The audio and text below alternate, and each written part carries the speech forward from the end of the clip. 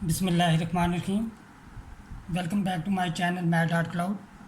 आज की इस वीडियो में हमने ये देखना है कि n फैक्टोरियल बड़ा रिज़ल्ट देता है, बड़ा नंबर है या n divided by e whole power n ये बड़ा नंबर है।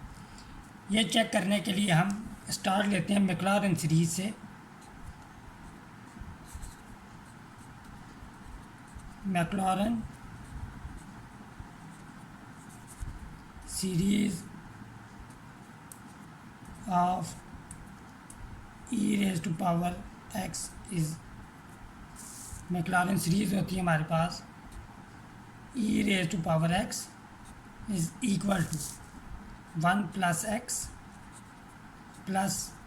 Square divided by 2 factorial plus x cube divided by 3 factorial plus so on plus x raise to power n divided by n factorial plus so on.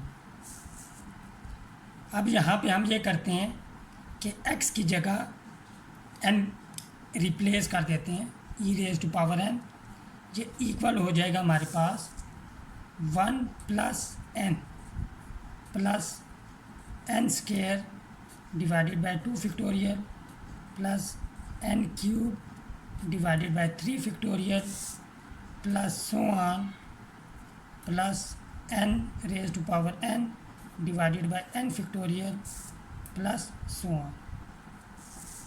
अब हम देखें, ये अगर इसमें से एक टर्म भी हम स्किप कर देंगे, सब्ट्रैक्ट कर देंगे, निकाल देंगे, तो e raise to power n इस साइड से ग्रेटर हो जाएगा, e raise to power n greater than. अगर हम ये सारी टर्म्स इनको नेगलेक्ट कर दें तो ई एन ग्रेटर हो जाएगा n raise to power n divided by n factorial से।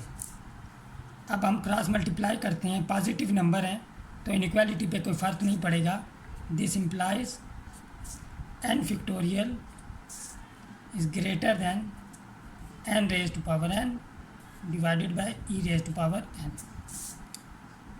तो यहाँ से हम ये कंक्लूड करते हैं कि n फैक्टोरियल जो है is greater than n divided by e whole power n। यहाँ पे हमारी वीडियो कंक्लूड हुई। मिलते हैं नेक्स्ट वीडियो में एक डिफरेंट टॉपिक के साथ। टिल देन टेक केयर, अल्लाह हाफिज़।